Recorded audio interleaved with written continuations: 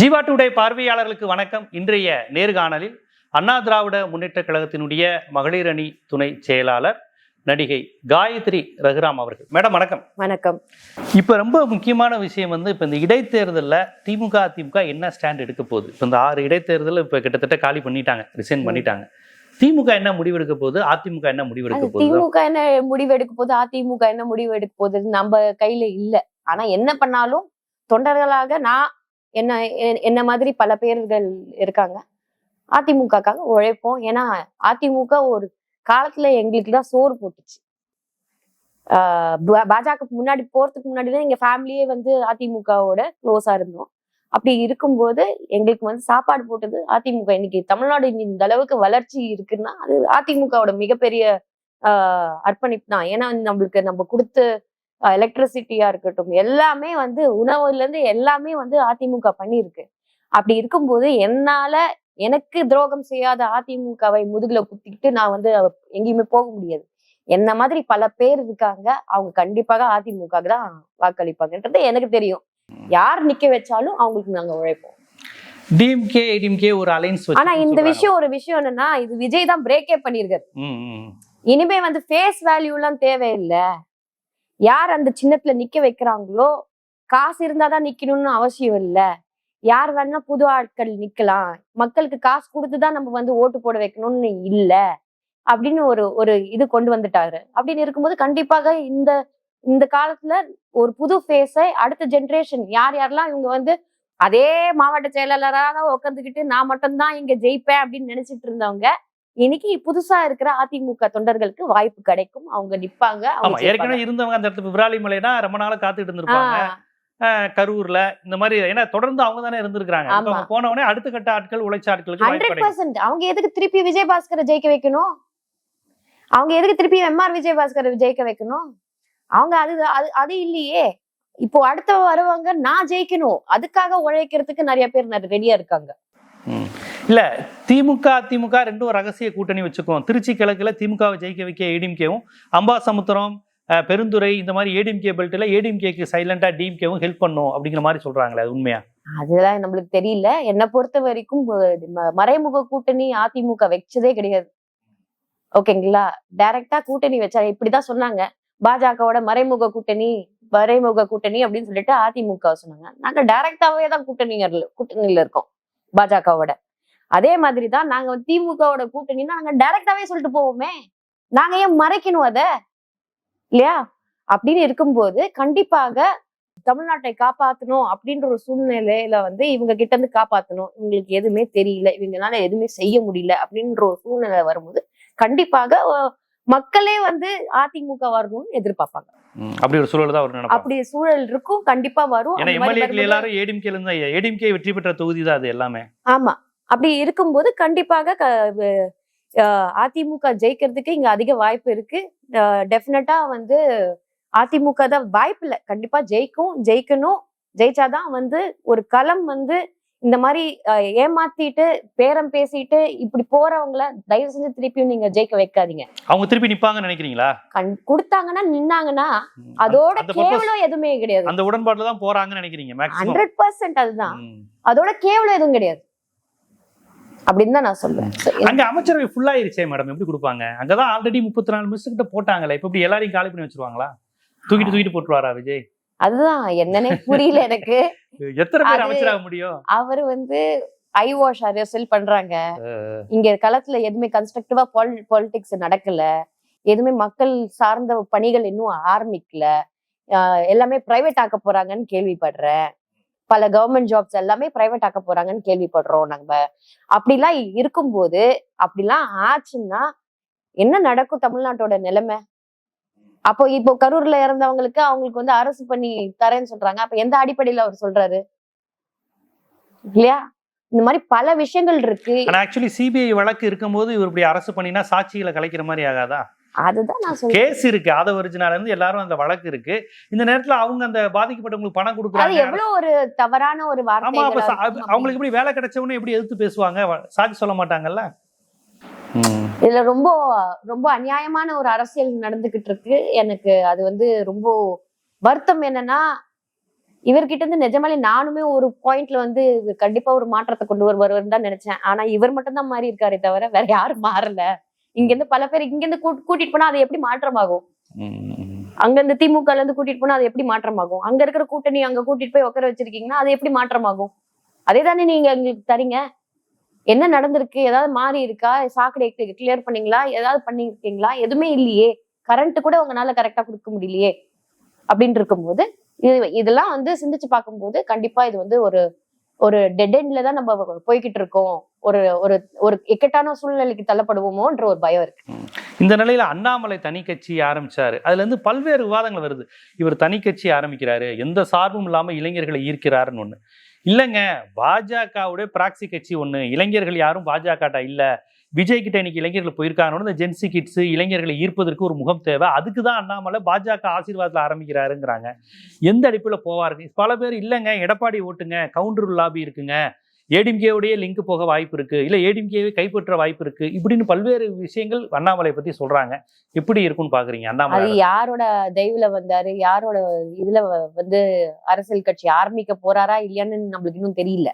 சும்மா வித லீடர்ஸ்னு ஒரு ஆரம்பிச்சிருக்காங்க. அப்பவே சைமல்டேனியஸா வந்து அது லதா ரஜினிகாந்த் அம்மா அவங்க ஒரு அமைப்பு கிட்டத்தட்ட அது தமிழோட டிரான்ஸ்லேஷன்ல தான் ஆரம்பிச்சிருக்காங்க. அப்படிங்கும் போது இது யாரோட தெய்வம் அப்படிலாம் கிடையவே கிடையாது. அவர் ஏதோ ஆரம்பிச்சிருக்காரு, அவர் பண்றாரு, அது பாஜக பின்னாடில இருந்தே இருக்கட்டுமே, பாஜகவோட பிளானா கூட இருக்கலாம். ஆனா அது ஃபிளாப் பிளான். அது ஃபிளாப் பிளான். இவர் என்ன நினைச்சாங்கன்னா, இந்த வாட்டி மக்கள் எல்லாருமே வந்து விஜயோட இன்ஸ்டாகிராமோட போஸ்ட் பார்த்தோ இல்ல ட்விட்டரோட அந்த ரீல்ஸ் பார்த்தோ மீம்ஸை பார்த்தோ எல்லாரும் வந்து வாக்களிச்சாங்கன்னு நினைச்சு இது பண்ணிருக்காங்க. ஆனா இன்னைக்கு மக்கள் எல்லாருமே இந்த ரீல்ஸை நம்பி யாரெல்லாம் வாக்களித்தாங்களோ இன்னைக்கு எல்லாரும் ஃபீல் பண்றாங்க, ஐயோ ரீல்ஸை பார்த்து நம்பி நம்ம வாக்களிச்சிட்டோம், இனிமே நம்ம ரீல்ஸ் நம்ப மாட்டாங்கன்னு ஒரு நிலைமைக்கு வந்துட்டாங்க. அவரு இன்னி போய் சவுக்கால அடிச்சாலும் சரி, இல்ல வந்து தையத்தக்கான்னு குதிச்சாலும் சரி, அதெல்லாம் ரீல்ஸ் எல்லாம் இனிமே எடுபடாது. மக்களோட பணி, களப்பணியை நம்பிதான் இன்னைக்கு வந்து மக்கள் இருக்காங்க. உண்மையான வாக்குறுதிகளை தான் நம்புவாங்க. இந்த மாதிரி ஒரு கட்சி பேரை சொல்லி பல கோடிகள் சம்பாதிச்சு அந்த மாதிரி ஆட்கள் எல்லாம் நம்புறதுக்கு தயாரா இல்லை அப்படின்றதுதான் உண்மை. ஆல்ரெடி விஜயை பார்த்தே அப்செட் ஆயிருக்காங்க. இது அண்ணாமலை வந்தாலும் அவளை சீக்கிரம் ஏமாற மாட்டாங்க. இந்த வாட்டி வந்து கண்டிப்பா மக்கள் வந்து கொஞ்சம் ஷூடா இருக்காங்க. ஏன்னா இந்த வாட்டி செஞ்ச தவறு அது திருப்பி நடக்கக்கூடாதுன்னு தான் பாக்குறாங்க அப்படின்றதான் நான் சொல்லுவேன். இல்ல இப்ப அவரோட பாஜகவில் இருந்த கருநாகராஜன் உட்பட சில பாஜக முகங்களா பின்னாடி போயிருக்காங்களே, அது அவங்களாம் என்ன தியாகிகளா? கருநாகராஜன் அவர்கள்லாம் மாதிரி ஒரு ஒரு டிஸ்கஸ்டிங் பாலிட்டிஷியன் நான் பார்த்ததே கிடையாது. விமன் ஹராஸ்மெண்ட் அவர் மேல இருக்கு. அந்த மாதிரி ஆட்கள் வச்சு நம்ம எப்படி ஒரு நல்ல அரசியல் கொடுக்க முடியும், நல்ல ஆட்சி கொடுக்க முடியும்? அதெல்லாம் வந்து ஒரு ஒரு டப்பா கூட கொடுக்க முடியாது. அப்படி இருக்கும்போது டெஃபினட்டா அது அண்ணாமலைன்றது ஒரு தேவையில்லாத ஒரு டாபிக், தேவையில்லாத ஒரு ஆணி தமிழ்நாட்டுக்கு அப்படின்றதுதான் நான் சொல்லுவேன். அப்படின்னு இருக்கும்போது என்னை பொறுத்த வரைக்கும் எனக்கு அண்ணாமலை எல்லாம் நம்மளுக்கு பிரச்சனையே கிடையாதுங்க. நம்மளுக்கு பிரச்சனை வந்து இப்போ தாவேக்க நல்லா ஆட்சி கொடுக்குமா, மக்களை காப்பாத்துவாங்களா இல்ல வந்து கை விட்டுருவாங்களா அப்படின்றதுதான் ஒரு பயம். எல்லாருக்கும் அந்த மனசுல ஒரு இது வந்துருச்சு. அப்படின்னு இருக்கும்போது எல்லாருமே இது பொறுத்துதான் பார்க்கணும். இன்னும் சரி 2 மாசம் ஆச்சு, இன்னும் ஒரு 4 மாசம் இப்படியே போய்கிட்டு இருந்ததுன்னா அவங்க ஆட்சியில ஒண்ணுமே செய்ய முடியாதுன்னு தான் அர்த்தம். பல மாற்றங்கள் நாங்க அவர் இப்ப அண்ணாமலை எப்படி விஜய்க்கு மாற்றா ஒரு ஆல்டர்னேட்டிவா வருவாரா, திமுக எதிர்ப்பு வழிபடுத்துவாரா, பிஜேபி எதிர்ப்பு வச்சுப்பாரான்னு கேக்குறாங்க. அவர் ஒண்ணுமே இல்லைங்க. ஏடிஎம்கேயோட அலைன்ஸ் வச்சா ஏத்துக்குவாங்களா? ஏடிஎம்கே அவரு என்னன்னு அவர் கரெக்டான மனநிலையில இருக்கணும். அவர் கரெக்டான மனநிலையிலேயே இல்ல. அவர் வாய்க்கு வந்த மேனிக்கு பேசுவாரு. அவர் வந்து என்னாலலாம் அவர் அரசியல்வாதியாலாம் அதை பார்க்க முடியாது. அவர் ஒரு பியூரோக்ராட். அவர் அப்படிதான் இருப்பாரு.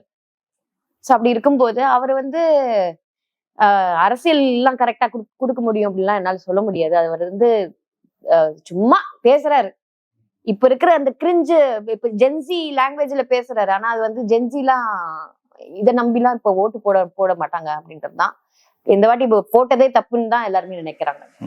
சரி, அதிமுக திமுக ரெண்டும் இளைஞர்களை இருக்க நீங்க என்ன பண்ண போறீங்க? சரி, திமுக விடுங்க, அது திமுக காரங்கிட்ட கேட்போம். ஏடிஎம்கே இளைஞர்களை இருக்க என்ன பண்ண போகுது? எம்ஜிஆர் ஜெயலலிதா கட்சி இன்னைக்கு 18 வயதுல இருந்து ஒரு 30, 32, 35 வயது வரை உள்ள இளைஞர்களை இருக்க என்ன பண்ண போகுது? எல்லாம் விஜய்கிட்ட போயிருக்கிறாங்க, கொஞ்சம் பிஜேபி இருக்காங்க, சீமான்ட்ட இருக்கிறாங்கன்னு சொல்றாங்கல்ல. தமிழ்நாட்டை ஆண்ட மிகப்பெரிய கட்சி 2 கட்சியும். அதிமுக என்ன செயல் திட்டம் இருக்கு? இளைஞர்கள் போறாங்கன்னு சொல்றீங்க, அங்க போய் என்ன கிடைச்சதுன்னு அவங்க பாக்கணும். இங்க இருக்கும்போது லேப்டாப், அம்மாவோட லேப்டாப் கிடைச்சது இளைஞர்களுக்கு, ஓகேங்களா? படிக்கிறதுக்கு சைக்கிள் கொடுத்தாங்க, பல ரிசர்வேஷன் கொடுத்திருக்காங்க, எல்லாம் நிறைய கொடுத்திருக்காங்க. அதெல்லாம் இளைஞர்களுக்கு தெரியுதா? ரிசர்வேஷன்னா என்னன்னு தெரியுதா? எல்லாம் தெரியும். எல்லாம் நீங்க என்ன நினைக்கிறீங்க? இந்த காலத்து பசங்க எல்லாமே தெரியும். இடஒதுக்கீடுனா என்ன, சமூக நீதி, அது இருமொழி கொள்கை, இந்த இதெல்லாம் புரியுதா இளைஞர்கள்? இந்த பெரிய ஸ்கூல்ல படிக்கிறவங்களுக்கு எல்லாம் தெரியாது. அரசு பள்ளியில படிக்கிற அதோட வேல்யூ என்னன்றது தெரியும். இதுதான் உண்மையான ஒரு விஷயம். அப்படின்னும் போது எனக்கெல்லாம் நான் வளரும் போதுலாம் எனக்கு ஒண்ணுமே தெரியாது. ரிசர்வேஷன் பத்தியோ இல்ல எனக்கு காஸ்ட் பத்தியே தெரியாது. எனக்கு காஸ்ட் பத்தி அரசியலுக்கு வந்ததுக்கு அப்புறம் தான் எனக்கு தெரியும். அப்படின்றது அந்த அளவுக்கு அப்படிதான் என்ன ஃப்ரீயா தான் வளர்ந்தேன். பிகாஸ் அப்பாவும் இல்ல அம்மாவும் இல்ல, 2 பேருமே பிஸியா இருந்தாங்க ஷூட்டிங்ல. அப்படின்னும் போது நான் அப்படியே வளர்ந்தேன். ஒரு காஸ்ட் இது அதெல்லாம் நம்மளுக்கு தெரியாது, சொல்லி கொடுக்கறதுக்கு ஆள் இல்லை எனக்கு. ஆனா இன்னைக்கு அரசியலுக்கு வந்தது இவ்வளவு கஷ்டங்கள், இத்தனை காஸ்டுக்கு இத்தனை கஷ்டங்கள், இத்தனை பிரிவுகள், இத்தனை இது இருக்கு அப்படின்றது வந்ததுக்கு அப்புறம் தான் தெரியுது. அதுக்கப்புறம் பாத்தீங்கன்னா இப்போ அரசு பள்ளியில எவ்வளோ அவங்க கஷ்டப்படுறாங்கன்றது புரியுது. அவங்க எப்போ அவங்களுக்கு அந்த ரிசர்வேஷன் எவ்வளவு இம்பார்ட்டன்ட்ன்றது தெரியுது. அப்படின்னு இருக்கும்போது இதெல்லாம் அனைத்து இந்திய அண்ணா திராவிட முன்னேற்ற கழகம் அற்புதமாக கொடுத்திருக்காங்க. 69% ஜெயலலிதா அம்மையார் காப்பாத்துனாங்க. ஆமா, அப்ப கொடுத்தாங்க. 7.5 மெடிக்கல் ஸ்டூடண்ட்ஸ்க்கு கொடுத்திருக்காங்க. அப்படி இருக்கும்போது இதெல்லாம் சூப்பரான விஷயம். உணர்ந்தா எப்படி திராவிட கட்சிகளுக்கு ஓட்டு போடாம இப்படி போட்டிருப்பாங்க? அவங்களுக்கு அந்த உணர்வு இல்லைன்னு தானே அர்த்தம். அதுதான் இப்போ என்னன்னா, அந்த ஆடம்ஸ் அண்ட் ஈவ்னு சொல்லிட்டு 2 இருக்குல்ல. ஆடம் ஈவ் அப்படின்னு இருக்கும்போது ஒரு ஆப்பிள் வருது, அது என்ன பொருள் அப்படின்றதுதான் எல்லாருக்குமே ஒரு இது புதுசா இருக்கே, இது என்ன சாப்பிட்டு பாக்கணும் அப்படின்றதுதான். அப்படி அந்த சாப்பிட்டு ஆதம் ஏவா ஃபீல் பண்ணதுதான் இவங்களும் ஃபீல் பண்ணிருக்காங்க மக்கள். சரி, புதுசா ஒண்ணு ட்ரை பண்ணி பார்ப்போமே அப்படின்னு பண்ணாங்க. ஆனா அது என்னதான் இருந்தாலும் அனைத்து இந்திய அண்ணா திராவிட முன்னேற்ற கழகத்தோட கொடுத்த அந்த டெவலப்மெண்ட்டுக்கும் கொடுத்த ஆட்சிக்கும் அதுக்கு ஈடாக 1% கூட விஜயனால பண்ண முடியாதுன்னு தான் நான் சொல்லுவேன். ஆல்ரெடி 2 கட்சியிலும் செஞ்சதனுடைய தொடர்ச்சியா தோல்ல ஏறி மேல நின்னுகிட்டு இன்னும் 10,000 ரீல்ஸ் போட்டா கூட கொடுக்க முடியாது. அது நம்புறதுக்கு இதுக்கு மேல மக்கள் தயாரா இருக்க மாட்டாங்க. ஆட்சிக்கு வரதுக்கு முன்னாடி வேணா நம்பலாம், ஆட்சியில வந்ததுக்கு அப்புறம் அந்த ரீல்ஸ் நம்ப மாட்டாங்க. பதில் சொல்ல வேண்டிய இடத்துல வேற வந்துட்டாங்க, பதில் சொல்ல இடத்துல இருக்காங்க. அப்படின்னு இருக்கும்போது அவங்க கரெக்டான ஆட்சி கொடுக்கலன்னா அவ்வளவுதான். சரி, இப்ப அதிமுக பாஜக கூட்டணியில இருக்கா இல்லையா? பாஜக அதிமுக நல்லா இன்டாக்டா கூட்டணியில தான் இருக்காங்களா? கூட்டணியில தான் இருக்காங்களா? ஒரு பிரச்சனையும் இல்லையா? ஒரு பிரச்சனை இணைந்து ஒரு போராட்டம் இல்ல, ஒரு பேரணி இல்ல, நீங்க 2 பேரும் அதிமுக பாஜக இணைந்து எங்கேயும் 2 பேரும் பேசிட்ட மாதிரி கூட ஒரு போட்டோ கூட வரலையே. ரீசெண்டா அங்க நடந்தது என்டிஏ கூட்டணியோட மீட்டிங் அங்க நடந்தது. அங்க இப்பதான் ஒரு 2 வீக்ஸ் பேக் இருக்கீங்க. ADMK BJP, ADMK BJP PMK, BJP PMK, TTV இது இருக்கிற அமமுக எல்லாம் ஒன்னதான் இருக்கும். எந்த பிரச்சனையும் இல்ல. we are fine and we are strong. கண்டிப்பா இந்த இடைத்தேர்தலும் சரி, லோக்கல் பாடி எலெக்ஷன்லயும் சரி, கண்டிப்பாக நாங்க இந்த அலைன்ஸ் தான் தொடரும். அதுல எந்த பிரச்சனையும் இல்ல. சரி, அப்ப விஜய பிஜேபி ஏன் சாஃப்ட் கார்னர்ல பாக்குது? உங்களோட அலைன்ஸ் வச்சிருக்க பிஜேபி எதுக்கு விஜய ஹார்ஸ் ரைடிங் நடத்துறாங்க? கவர்னர் வேடிக்கை பாக்குறாரு, நீதிமன்றத்துல கேஸ் கொடுக்குறாங்க. ஏடிஎம்கே இன்பதுரை குதிரை பேர நடக்குது, அதிமுக நடக்கிறதுன்னு இன்பதுரை சொல்லியிருக்காரு. ஷூட்டிங் மாதிரி ஆக்கிட்டாங்க.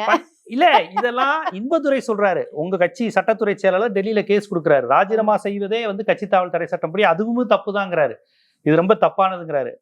எடப்பாடி அவர்கள் கட்சி தாவல் தடை சட்டம் பாயின்னு சொன்னதான் அந்த ரிசைன் பண்ணவங்களா வேகமா மன்னிப்பு கேட்டாங்க. ஆனா பிஜேபி சைட்ல இருந்தோ ஆளுநர் சைடோ இவ்வளவு ஆதாரம் வந்ததுக்கு அப்புறம் அமைதியா தானே இருக்கிறாங்க. என்ன பொறுத்த வரைக்கும் இதுக்கு நான் பிஜேபியோட பதில் நான் சொல்ல முடியாது. ஆனா ஃபார்மர் பிஜேபி மெம்பரா நான் சில விஷயங்கள் சொல்லணும்னா, தமிழ்நாடு பாலிடிக்ஸ் அவங்க இன்னும் சரியா புரிந்து கொள்ளலையோ அப்படின்ற ஒரு வருத்தம் எனக்கு இருக்கு. இப்ப கூட என்னன்னா ஆனா நயினார் அண்ணா இருக்கிறனால அவருக்கு ஒரு அளவுக்கு தெரியும். பட் ஆனாலுமே வந்து அங்க இப்ப குடுக்குறாங்க, கம்ப்ளைண்ட் குடுக்குறாங்க. இப்ப விஜய் அவர்கள் உங்களுக்கு நான் சுமூகமாக நான் இருப்பேன் அப்படின்னு சொல்லிட்டு காங்கிரஸ் பக்கத்துல வச்சது அவங்களுக்கு டபுள் ஸ்டாண்டர்ட் நம்பணும் ஃபர்ஸ்ட். இது சரியான டபுள் ஸ்டாண்டர்டான ஒரு வார்த்தை அப்படின்றது பாஜக இது கூட புரிஞ்சுக்க முடியாம இந்தியாவுல அமித்ஷா சோசியல் இன்ஜினியரிங் உலகத்துக்கே தெரியும், எல்லா மாநிலத்துக்குள்ளயும் உள்ள போகிறாரு. ஆமா, இங்க விஜய் வந்து காங்கிரஸ் வச்சிருக்கிறாருங்கிறத புரிந்து கொள்ள முடியாமலே பாஜக அப்படி இருக்கும்போது பாத்தீங்கன்னா திமுகவும் அப்படிதானே செஞ்சாங்க. திமுகவிலயும் வந்து பல கேஸ் இருந்தது செந்தில் பாலாஜி அவர்கள் மேல. செந்தில் பாலாஜியை போட்டு பாடா படுத்துனாங்களே, ஏவா வேலு மேல, அவர் மேல பாடா படுத்துனாங்க. ஆனா அதுக்கான ஒரு கரெக்டான ஆக்ஷன் இன்னும் இல்ல இன்னி வரைக்கும். அப்படின்னு இருக்கும்போது அப்ப திமுகவோடயும் அவங்க சுமூகமா தான் இருந்திருக்காங்க. சென்ட்ரல் கவர்மெண்டோட ஜாப் அவங்க செஞ்சுட்டு தான் இருக்காங்க. ஆனா பாஜகவா இன்னும் அவங்க செயல்படல அப்படின்றதுதான் நான் சொல்றேன்.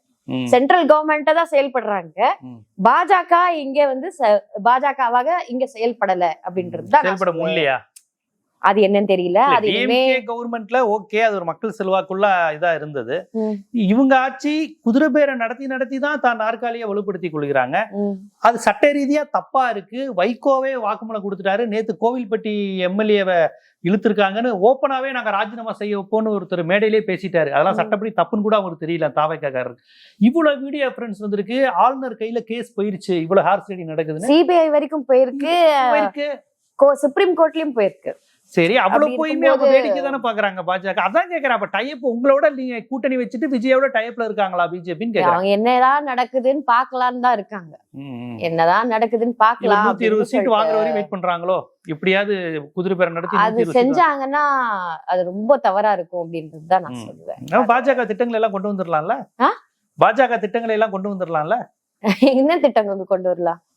பிஎம் ஸ்ரீல இருந்து அவங்களுடைய இந்தி திணிப்பு எல்லாத்தையும் கொண்டு வரதுக்கு விஜய் கொண்டு வந்துருவாரு. கண்டிப்பா கொண்டு வந்துருவாரு எல்லாத்தையும். அதுதானே அர்த்தம். நான் வந்து சென்ட்ரல் கவர்மெண்டோட சுமூகமா அதான் அர்த்தம். அப்போ காங்கிரஸ் நிலை என்ன, காங்கிரஸோட நிலைப்பாட்டு என்ன அப்படின்ற ஒரு பெரிய கேள்விக்குறி இருக்குல்ல இங்க. சோ அவருக்கும் ஒரு கேட் ஆன் த வால் தான். அப்படி இருக்கும்போது காங்கிரஸோட கூட்டணி இருக்கும் போதே பிஜேபியோட திமுக வந்து ஒரு நல்ல சுமூகமான ஒரு இது இருந்தது. இன்னைக்கு வந்து பல கேஸ், இன்னும் அந்த டாஸ்மாக் கேஸ், பல விஷயங்கள் அவங்க எடுக்காம இருந்தாங்க. இங்கேயும் எடுக்காம இருக்காங்க. இதுதான் யாருமே புரியல. ஏன் இன்னும் ரொம்ப ஒரு வாட்ச் பண்ணிக்கிட்டு இருக்காங்கன்னு தான் நான் சொல்லுவேன்.